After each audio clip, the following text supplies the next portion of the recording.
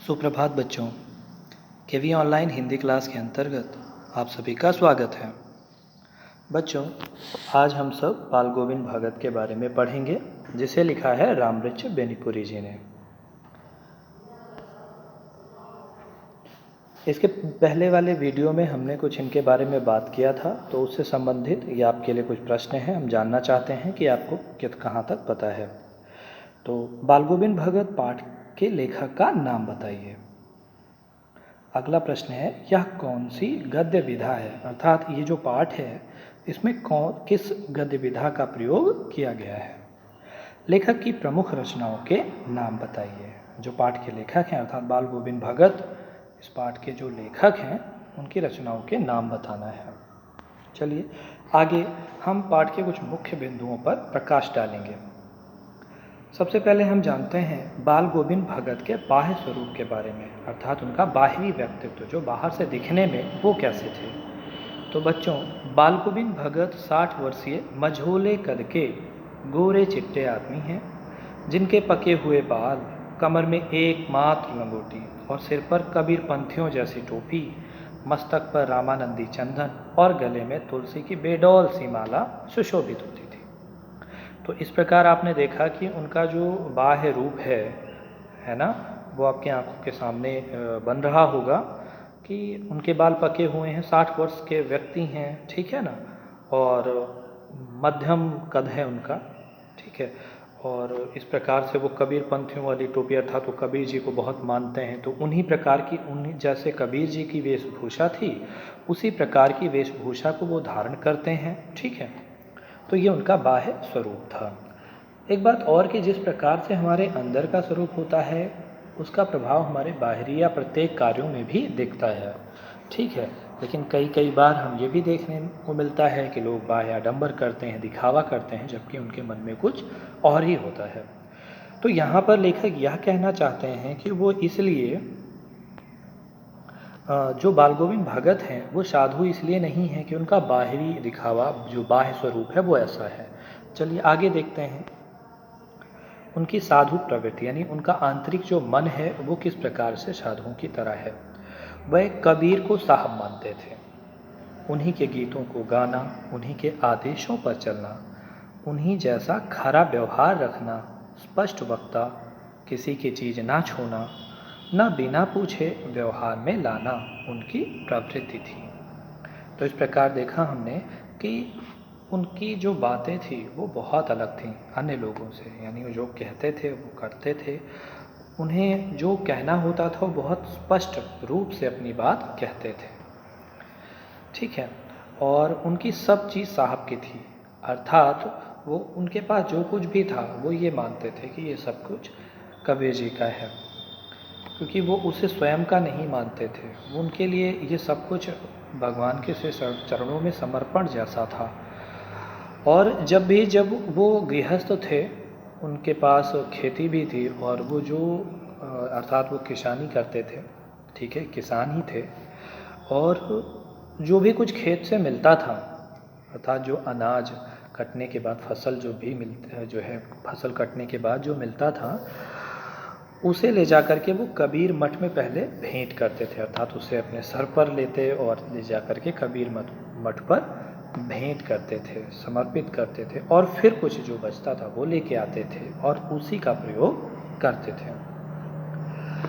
एक भगत की जो बाल गोविंद भगत हैं, इनकी एक और बड़ी विचित्र और बहुत अच्छी लगने वाली एक और बात थी कि कबीर के जो पद हैं उसे बड़े ही मंत्रमुग्ध होकर गाया करते थे।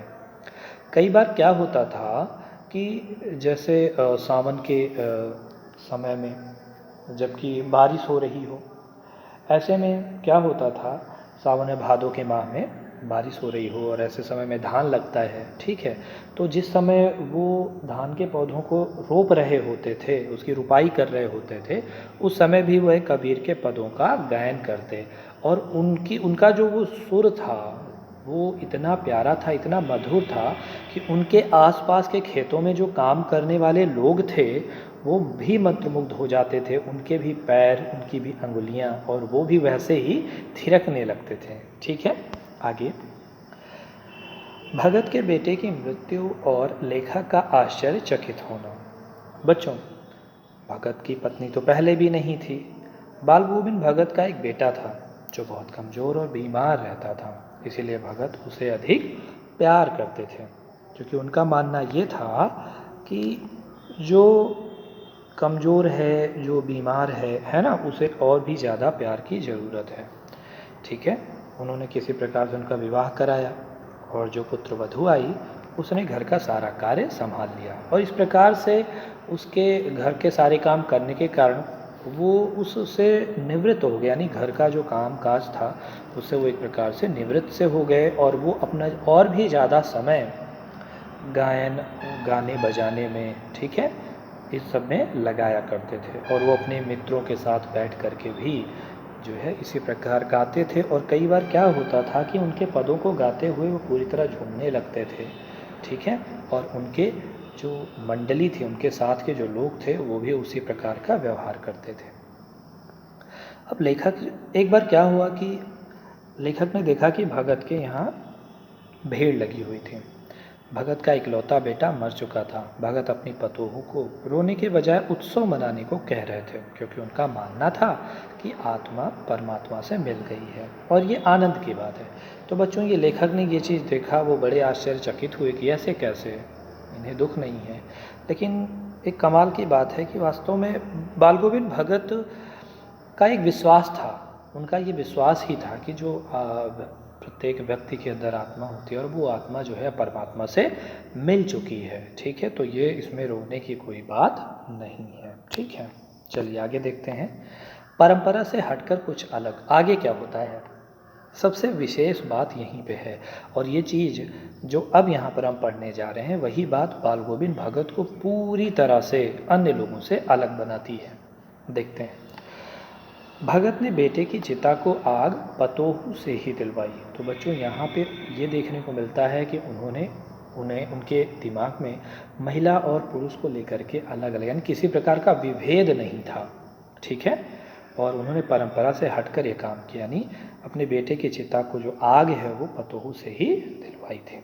ठीक है, और दूसरी सबसे और विशेष बात कि जो श्राद्ध की अवधि थी, ठीक है, उस श्राद्ध की अवधि पूरी होने के, अवधि अर्थात समय, जो उसका समय होता है लगभग 13 दिन। ठीक है, तो उसके पूरे होने पे क्या किया, उन्होंने उनके भाई को बुलाया, उनके भाई को बुलाकर उसका विवाह, यानी दूसरा विवाह कराने का आदेश दिया, क्योंकि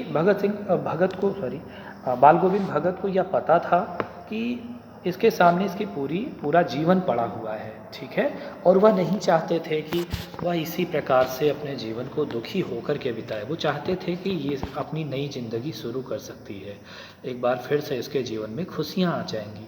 तो ऐसी सोच थी बाल गोविंद भगत की। ठीक है, तो ये दोनों सबसे विशेष बात थी।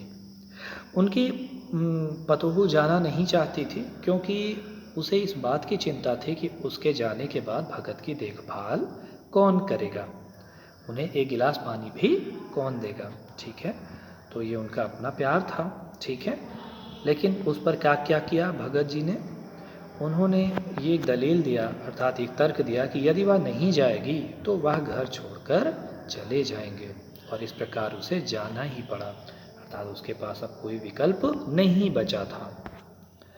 भगत की मृत्यु, देखते हैं भगत की मृत्यु किस प्रकार होती है। तो बच्चों, भगत की मृत्यु भी उन्हीं के अनुसार, अर्थात जिस प्रकार वो थे, बिना किसी समस्या के। ठीक है, हर वर्ष पैदल ही 30 कोस दूर गंगा स्नान करने जाते, घर से खाकर जाते और लौटकर घर पर ही खाते। बच्चों, बाल गोविंद भगत का ये मानना था कि मैं तो गृहस्थ हूँ, तो मैं किसी से, और मेरे पास खेती भी है, तो मैं किसी से भिक्षा कैसे मांग सकता हूँ। ठीक है, तो इस प्रकार वो स्वाभिमानी थे और गृहस्थ थे, लेकिन गृहस्थ होते हुए भी वो एक साधु थे। ठीक है, रास्ते में जाते हुए जहाँ प्यास लगती पानी पी लेते। धीरे धीरे भगत बूढ़े हो गए थे, परंतु नियम धर्म का अब भी पालन करते, अर्थात जो उनकी दिनचर्या थी उसे वैसे ही वो फॉलो करते थे। ठीक है, एक दिन शाम को उन्होंने अपना गीत गाया, परंतु सुबह किसी ने कोई गाना नहीं सुना। जब जाकर देखा तो वह इस दुनिया से जा चुके थे। तो इस प्रकार क्योंकि बच्चों भगत जो है हमेशा शाम का समय हो या प्रातः काल, अर्थात जो सुबह का समय होता है वो प्रभातियाँ, सुबह के समय जो गीत गाया जाता है उसे प्रभाती कहते हैं, ठीक है। तो उसी के साथ उनकी सुबह होती थी, सुबह भी वो कबीर के पदों को गाते थे, अच्छे पदों को, ठीक है। तो लोग ये सुनते, ठीक है। लेकिन शाम के समय जो लोगों ने सुना था, लेकिन सुबह कोई आवाज़ नहीं आई, भगत ने कोई गाना नहीं गाया। जब लोग जाकर के देखे, लोगों ने जाकर वहाँ देखा तो भगत की मृत्यु हो चुकी थी, वो इस दुनिया से जा चुके थे, ठीक है। चलिए, तो ये रहा हमारा पूरा पाठ और उसका सारांश था। आपको पाठ पढ़ना है, ठीक है ना। आप सभी को अच्छे से पाठ को पढ़ना है और उसके पढ़ने के बाद फिर इन प्रश्नों के उत्तर आपको लिखना है, क्योंकि जब आपको पाठ वो PDF में आपको मिल भी जाएगा, और यदि आप उनके पास किताबें होंगी तो बेहतर है। फ़िलहाल मैं PDF में भी आपको भेज देता हूँ, ठीक है। तो आपको पहले मैंने आपको समझा दिया, आपको पाठ समझ में आ गया होगा, और अब आप पढ़ेंगे तो आपको कुछ और नए शब्द मिलेंगे, आप और बेहतर समझ पाएंगे। तो ज़रा देखिए इन प्रश्नों को, ठीक है। खेती बाड़ी से जुड़े गृहस्थ बाल गोविंद भगत अपनी किन चारित्रिक विशेषताओं के कारण साधु कहलाते थे, ठीक है। तो बच्चों ये आपको बताना है, और कई सारी चीज़ें आपने पढ़ा है ना, और अभी सुना भी कि वे कबीर को अपना साहब मानते थे, ठीक है। वो गृहस्थ थे लेकिन किसी की चीज़ें नहीं छूते थे, ठीक है। वह कबीर के पदों को ही गाते और उन्हीं के अनुसार चलते थे। उन्हें जो कुछ कहना होता था, यानी उनका जो व्यवहार, वो खरा व्यवहार करते थे, ठीक है। और जो सच्चाई होती थी उसे कहने में वो कोई संकोच नहीं करते थे, और अपनी उनकी जो भी चीज़ें थी उस पर वो साहब का अधिकार मानते थे, ठीक है। तो ये सारी चीज़ें हैं, और इस प्रकार, और उनकी जो त्याग की जो प्रवृत्ति थी, अर्थात आपने देखा किस प्रकार अपनी पुत्र वधू को का विवाह उन्होंने कराने के लिए कह दिया, ठीक है। उन्होंने अपनी चिंता नहीं की, तो उनका एक त्यागमय जीवन था, ठीक है। तो इस प्रकार जो है उनकी चारित्रिक विशेषताएं थी। चलिए अगला प्रश्न, भगत की पुत्र वधू उन्हें अकेले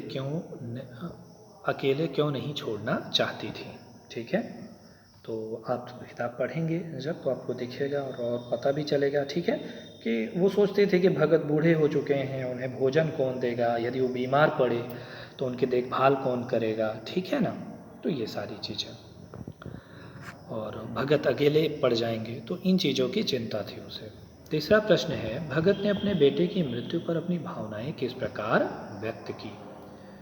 तो ये आप जो है आपने देखा, जब आप पढ़ेंगे आपको अपने तरह से आपको लिखना है, ठीक है, कि अपने पुत्र को जो है आंगन में चटाई पर लिटा दिया था उन्होंने, एक सफ़ेद कपड़े से ढक दिया, उसके सिरहाने पर एक दीपक जला दिया था, कुछ फूल और तुलसी के पत्ते बिखेर दिए उनके ऊपर, ठीक है। और वो उस समय उस दिन भी कबीर के पदों को गाने लगे, ठीक है, और अपनी अर्थात वो अपनी पतोहू को ये समझाने लगे कि आत्मा परमात्मा से मिल चुकी है और अब ये खुशी की बात है, कोई दुख की बात नहीं है, ठीक है। तो उनके कहने का तात्पर्य ये था कि ये रोने का समय नहीं है। तो इस प्रकार इन प्रश्नों का उत्तर आप लिखेंगे। अगला प्रश्न है, बाल गोविंद भगत के किन गुणों के कारण लोगों को कुतूहल होता था। बच्चों, कुतूहल का अर्थ होता है जिज्ञासा, ठीक है।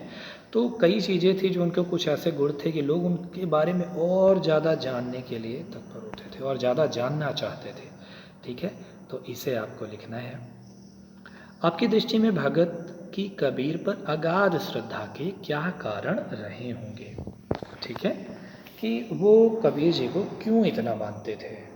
तो बच्चों, एक बात तो मैं ये कहना चाहता हूँ कि यदि जो हमारी प्रवृत्ति होती है, हम अपने ही समान प्रवृत्ति वाले व्यक्तियों को पसंद करते हैं, ठीक है।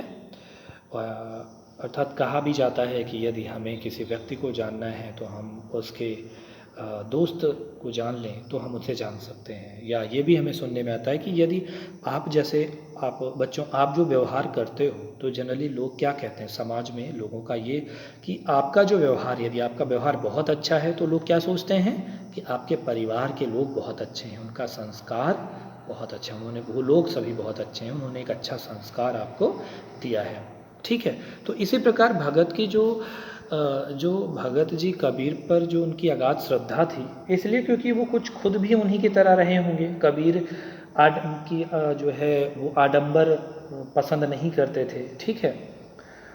जाति पाति वे और कोई भी भेदभाव उन्हें बिल्कुल भी पसंद नहीं था, ठीक है। तो उसी प्रकार की सोच इनकी भी थी। तो कबीर का जो आदर्श रूप था वो इन्हें अच्छा लगा होगा। उनकी जो विचारधाराएं थी उससे इनकी विचारधाराएं यानी बाल गोविंद भगत की विचारधाराएं मेल खाती होंगी, ठीक है। तो ये सारी चीज़ें रहे होंगे, अतः उनके श्रद्धा के ये कारण रहे होंगे, ठीक है। तो इस प्रकार ये आपका पूरा पाठ हो गया और उम्मीद करता हूँ कि आप सबको ये समझ में आया होगा। इन प्रश्नों के आप उत्तर लिखेंगे। धन्यवाद।